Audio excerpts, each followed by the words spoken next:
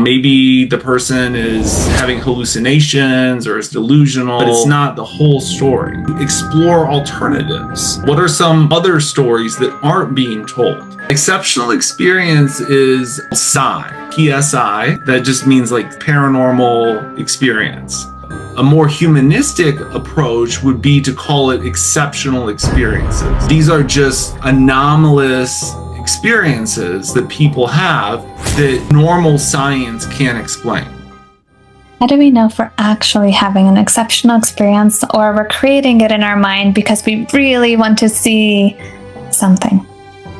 Well, hello, Professor Jacob Glazier. Thank you so much for being here with Chung Huong Institute podcast.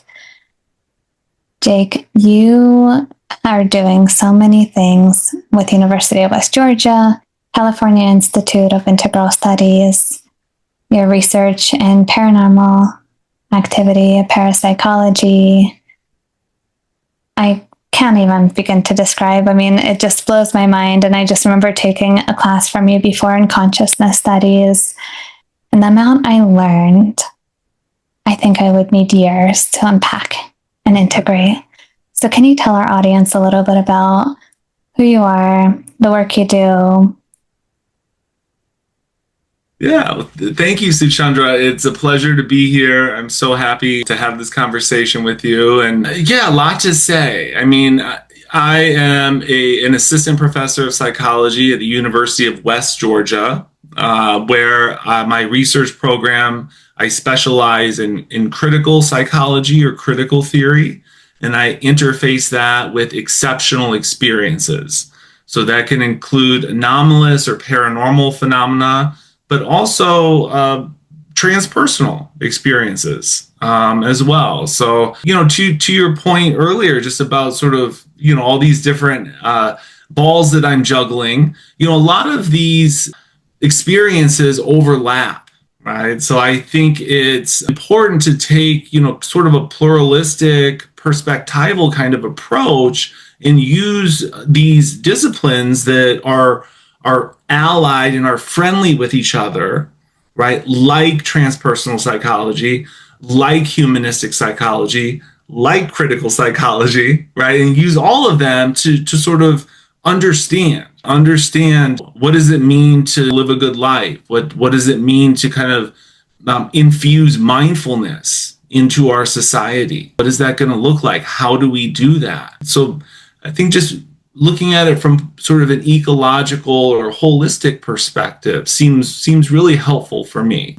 That's what I try and do. And so that kind of like speaks to all these different, balls that I'm juggling.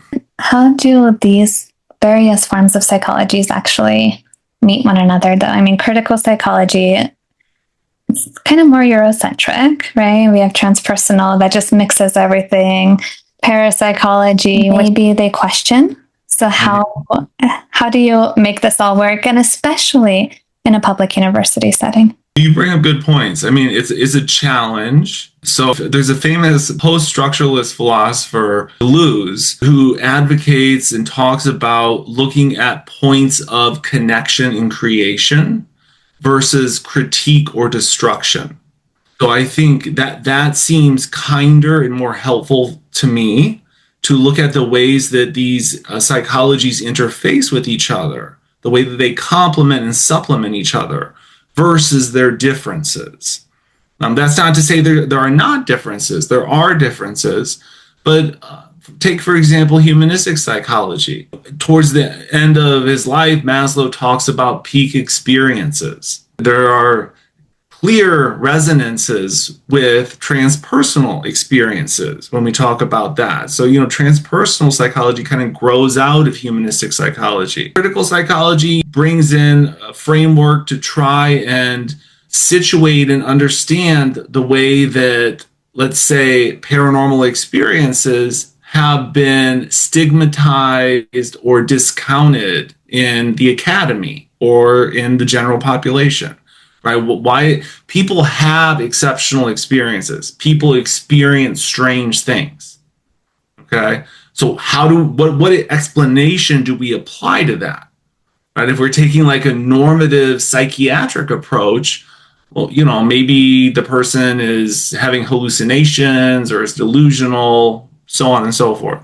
Okay, that's one explanation, but it's not the whole story, right? So critical psychology comes in and tells us that, and then wants us to explore alternatives. What are some minor stories, some other stories that aren't being told, and exploring those? What's an exceptional experience? Yeah, exceptional experience. It's called psi. So PSI, that just means like psi, like paranormal experience. So instead of saying psi, because psi has a long tradition in experimental parapsychology, a more humanistic approach would be to call it exceptional experiences. These are just anomalous experiences that people have that, normal science can't explain. How do we know if we're actually having an exceptional experience or we're creating it in our mind because we really want to see something? It's a multi-pronged approach, right? So, experimental parapsychology is important, right? Can we reproduce telepathy effects in the lab? It turns out those kinds of experiences are reproducible in the lab, right? It's just that the effect size is very, very small. So there's a lot to be said about that, but these strange things like reading someone's mind or knowing something before it happens, right? These things appear to happen in the lab. It's just that in the lab, it's hard to get a big effect size. Of course, right, if we want to take more of a qualitative approach, we hear stories about this stuff all the time. That's interesting. How do we know if it's just in our head or if we're actually having the experience? I think part of it maybe comes with like discernment, introspection, maybe even mindfulness. I'm thinking in terms of knowing what are my thoughts versus maybe what are someone else's thoughts. That takes a practice to be able to do that. And you know what I'm thinking? Jake, I am curious, what got you into this? I mean, it seems you couldn't just fall into this by accident. What happened? Yeah. I'm trying to think of which story to tell. As long as I can remember, right? I've always been interested in sort of these strange paranormal kind of stories. Like I remember, I think I was in middle school or high school buying all these books on UFOs, reading about aliens, and I don't know why, right? But I've always kind of done that. And then the real kind of kicker here is sort of just by happenstance. Right? I didn't know this when I was interviewing for my PhD program at the University of West Georgia. One of the psychology faculty, Dr. Simmons Moore, is a parapsychologist. So I didn't know that, when I went to interview. And so I remember, going there, interviewing and realizing that. And there was a sheet with the faculty's kind of specialty and research programs. And I remember looking at Dr. Simmons Moore and kind of circling it and saying, this is really interesting. This is really kind of what I want to go after. I ended up getting into the program and, I was her GRA. So she was my mentor. And that's really how I kind of got into the academic field of parapsychology. Amazing. So it just aligned for you. Your whole life of interest. Boom. It feels that way. I don't know what to talk about in terms of synchronicity or happenstance, but I never had this grand plan. Oh, I want to study paranormal experiences. It just kind of worked out. Can parapsychology draw toward healing through these exceptional experiences? Are there parapsychological experiences that are, in a way, a mode of healing in its own? I suppose we could call it a subfield of parapsychology called clinical parapsychology. What might fit here are some of the energy healing techniques or complementary medicine approaches. I'm thinking of maybe something like Reiki or energy healing, which are studied by some parapsychologists. They study this in various ways. I'm thinking of John Kruth, who's at the Ryan Research Center. He, this is years ago, so I'm sure they've updated their protocols here. But he had a photon emission detector, something to that effect, in their lab during energy healing sessions. The photon emission detector was able to detect, right, an unusual high number of photons that came from the healer. That's just one example, and I'm probably kind of getting some of the aspects of that study a little bit wrong. The point is that parapsychologists do study these things. They do so, for my liking, from too much of a sort of experimental perspective. I think that's really important. This is where my kind of transpersonal side comes in. Like, I want to see this explored also from more kind of qualitative or integral methods as well. You specialize in critical psychology as well. Now, we know transpersonal psychology, it lacks rigor, right? And that's why it's not accepted in the scientific community. So now when we integrate these aspects of critical psychology, transpersonal, maybe even integral, what can be done by any scholar who's listening to this? How can they add to the field so there is rigor, so there is acceptance, possibly in the near future, in transpersonal psychology, in the fact that these paranormal experiences, they do exist. Mm-hmm. But we just close our eyes, right? I remember as a child, I was told so often, it's not real. Don't pay attention to it.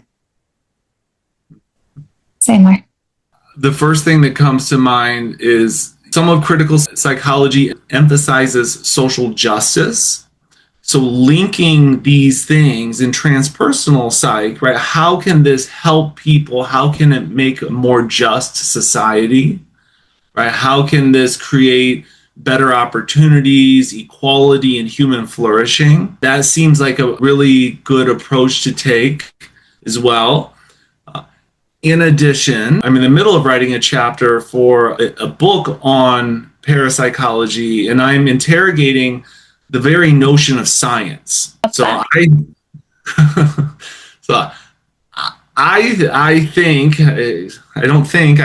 believe strongly, I'm not the only one. Many critical theorists, post-structuralist philosophers, decolonial scholars understand that science and rigor have been used to perpetuate a certain agenda in terms of what is admitted as knowledge and what is excluded. And I'm not saying science is bad. We need science, but I would encourage transpersonal psychology to pair with critical psychology and take a strong look at this standard of trying to meet the rigor of normative mainstream science. Because the reality is, parapsychology knows this. You're never going to meet that standard. No, parapsychologists have some of the best experiments, protocols, statistical analyses, hands down, across the board. Very tightly controlled, triple-blinded, quadruple-blinded studies. Okay? But they're still laughed at. They're still ostracized. Right? So that's, to me, that it said it's not about scientific rigor. It's about ideology and pushing a certain worldview. And so we have to learn from critical psychology, from feminism, from post-colonial studies, from critical race theory. We have to learn tools to subvert that ideology and push back. There are a lot out there. There's no one answer, but it's about, maybe one of the first steps, right, is recognizing the guise or the mask of science. If you pull off the mask, it's not what you think it is. I really appreciate you mentioning that, because maybe the last 100 years, if not more, that science is just, as you say, here's a worldview, here's why you should believe it, and everything is proven and disproven at the same time. So then I always question what's true and what's real. I mean, how do we even know? Yeah. According to science, right? Right. It's a good question. I mean, what knowledge, right? So science, if I say, this is scientific fact, right? We all know that carries a bunch of gravity, right? That means something. Versus some of the knowledges that maybe come from more indigenous cultures, maybe the global South, right? Maybe they're considered superstitious, or they're considered archaic or outdated or whatever. Those are knowledges too. What I'm not trying to advocate here is kind of like in every knowledge is equal. That's not what I'm saying. But right, we have to be really careful, right, about kind of the social gravity and affordances that we've given to scientific knowledge.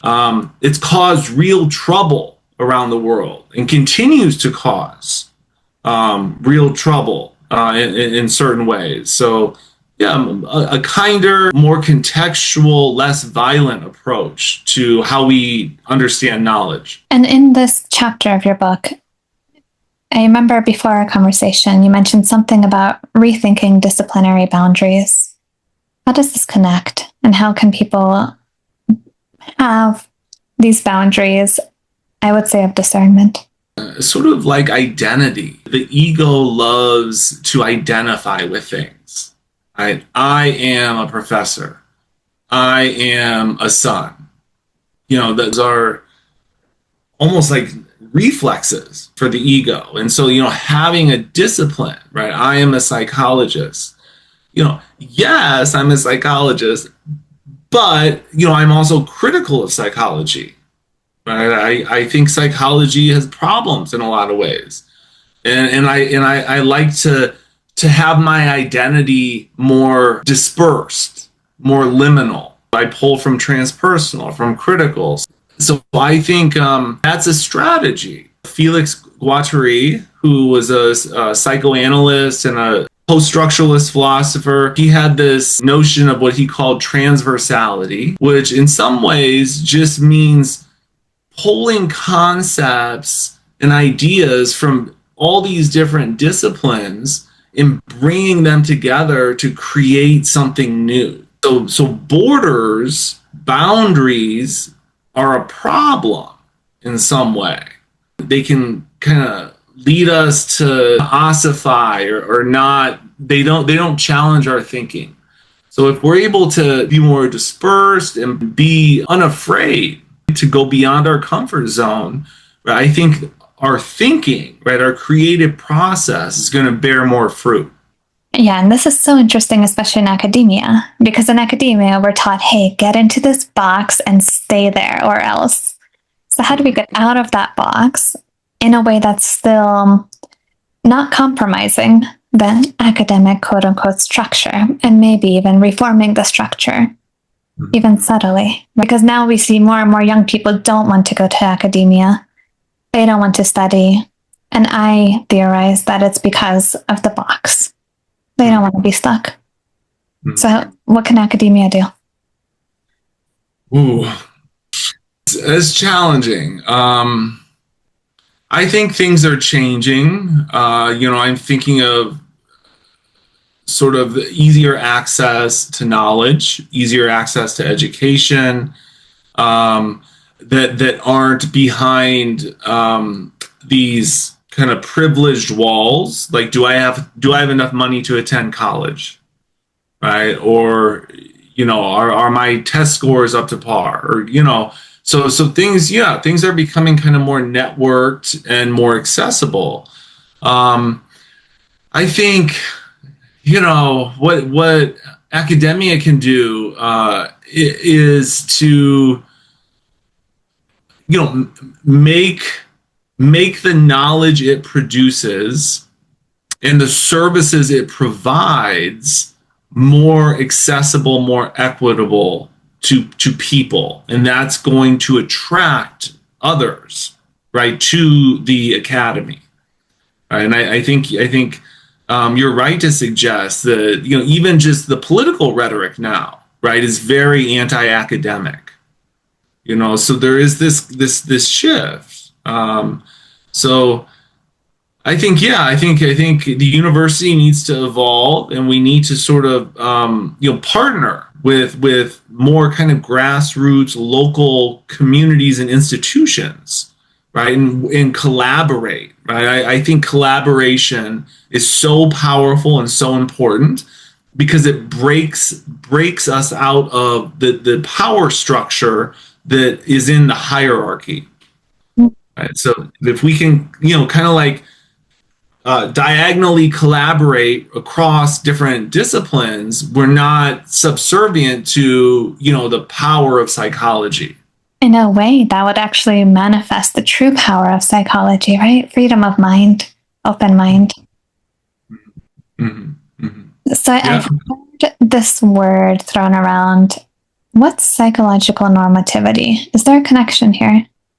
Yeah, psychological normativity, depending on the context it's used, it might differ a bit, but it's sort of general frame, right, by which we consider ourselves adaptable, functionable, and mentally well. Like we could take that term or that phrase, psychological normativity, and we could sort of, as a foil, we could bring in psychiatry. Psychiatry looks at the inverse. So psychiatry, right, of course, right, looks at mental illness and psychopathology. From a critical perspective, the line between the two isn't as clear cut as psychiatry would suggest. And who determines what's normal? I mean, I think in our Western culture, what we consider normal is very different than Asian culture. Yes, you're right. You're right. I think the best answer here is the American Psychiatric Association. And so they publish periodically, I'm not sure, I don't even know, 6, 7, 8 years in between, they come out with a new edition of the DSM, which is the Diagnostic and Statistical Manual. And so that's going to list, right, all of the different psychopathologies, and the committee that puts together the DSM is made by a board of psychiatrists and other professionals, right? So yeah, I mean, to your point, there is often a Eurocentric bias to what in the West, what we consider normal psychological behavior. And part of that, it comes from these manuals that we get, like the DSM. I remember in 4th grade, the first book I read in English was the DSM-4. And I went around and I started diagnosing everyone. And then I had to learn common humanity, that not everyone is bipolar and depressed or something. Yeah. So I feel like there's so much danger there. It's so accessible and it's just a checklist. But as you said earlier, referring to parapsychology, right? That there's more than meets the eye, mm-hmm. right? Not everyone is, for example, schizophrenic because they hear voices, right? And we have voices in our head all the time. How many thoughts we think every moment. Yeah, absolutely. And I think, the DSM could do a much better job at being culturally nuanced. And there are other frameworks out there besides the DSM that can help us understand abnormality. Yes, and I think as a helping professional myself, right, as a therapist myself, I think that we need to start taking seriously and taking into account the possibility of an exceptional or paranormal experience, right? That doesn't mean our client has schizophrenia or psychosis. These, they are real, right? So I need to do my ethical responsibility as a therapist and listen, help the client explore, make sure the client is safe in terms of, you know, self-harm or whatever. But aid that client, guide that client as best as I can, as opposed to, okay, I need to refer you to a psychiatrist because you're hearing voices. Well, maybe that might be the case, right? Maybe they do have schizophrenia, but we also need to leave open this other possibility that maybe it is a paranormal experience. And earlier in the beginning of the conversation, you mentioned mindfulness, Jake, in a society that perhaps is more mindful. Can you say more about that? How can that even happen? How do you foresee that? Where there's awareness, mindfulness, and wisdom cultivated rather than, let's say, listening to subliminal messages. Yeah, the older I get, the more I realize and appreciate the power of mindfulness. And I think it's a practice. So I think that needs to be really stressed, that just like me, just like going to the gym, right? If I want to stay in shape, right, I need to practice mindfulness to keep that mental hygiene, or that kind of embodied well-being. So I think it's a practice. I think that you know we I think social structures and institutions, for example, schools, and elsewhere, and perhaps even the media, could do a better job at promoting and advocating regarding the benefits of mindfulness, even incorporating mindfulness practices into curriculum, into different, public routines, right? And that's not to say that the mindfulness is the panacea for everything, right? Because critical psychologists are careful a little bit about mindfulness, in part because it can kind of make us implicit with the capitalist sort of dominance and hegemony, right? So another way to say that is if the population is just being mindful, they're not going to revolt and overthrow the system. Okay, so I see that a little bit, right? I understand that, but on another level, on a personal level, right? I just think that mindfulness for myself has been so powerful and helpful, and I think that it could. I see this with clients, when I see clients in therapy, right? Sometimes I'll practice mindfulness with them, right? Because it is part of the therapy process. I'm helping the client get in touch with what's really going on for them, and that when we lose that, right, we disconnect from our body, from ourself, from our mind. That's when we run into challenges with mental health. Yeah, it seems like actually, if the whole world had mindfulness established, in a way, there wouldn't need to be a reason for revolt because there's already mindfulness of common humanity, of compassion, kindness. We're aware of that. And we treat people like human beings, right? Or what the reality of a human being is. I'm curious, Jake, how do you bring this into your classes? And how can other professors who may be listening to this incorporate this into their classes? It's a great question. I taught a course this past spring called The Psychology of Mind and Body.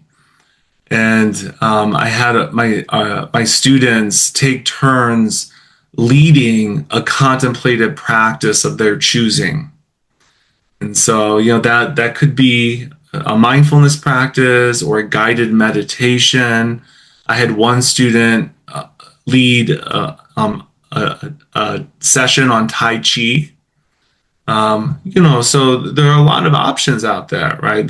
But the idea was to have the group practice together, right? Feel what that was like, and then afterwards, process that, right? As a community. I think that's another core piece here, right? Is that mindfulness isn't necessarily, and this is where it gets kind of perverted in the West, right? Mindfulness just isn't an individualistic thing you do in private. Right? It can be, but it's sometimes it's more amplified, right? In group meditations, right, can be more powerful if you're doing it with a community, with others. And so I think incorporating that into your class, it can go a long way in grounding the class. Starting off that way often leads to better discussions, feeling closer to others, right? Feeling more connected, feeling more engaged. Thank you, Jake. Jake, as you know, we have a ritual here at Chung Huong Institute of the previous guest asking a question to the next one. So your question is, how do you deal with academic pushback? When you're teaching these topics of parapsychology, maybe mindfulness, or anything that may be pushing the norm? It's first and foremost important to trust yourself. I know this is the truth for me. I know through my education, through my experiences, through my hard-won trials and tribulations, right? These are the nuggets of wisdom that I've arrived at. And as a result, it's my ethical duty and obligation as an educator to pass these nuggets along to my students. So even though, I might get pushback from mainstream scientists or scholars or, that's okay, right? But also, I'm going to continue to educate on these topics and also, right, push back regarding with them, because the knife kind of cuts both ways, so to speak. So it's not just this kind of science is the way, right? There are alternative ways of knowing, and those deserve space to talk about as well. Beautiful. Professor Jacob Glazier, how can people find you? If you look me up on the University of West Georgia's webpage, I'm there. I'm under the psychology faculty, or you can find me on LinkedIn or Twitter. I think or X. I'm sorry. I think my X handle is at Jacob W. Glazier. Wonderful. Thank you so much, Jake, for being here with us and for the really inspiring conversation. I hope that academics, scholars alike, can really take something meaningful out of this and create something new in our society. Thank you, Suchandra. I'm really glad to be here. Thank you.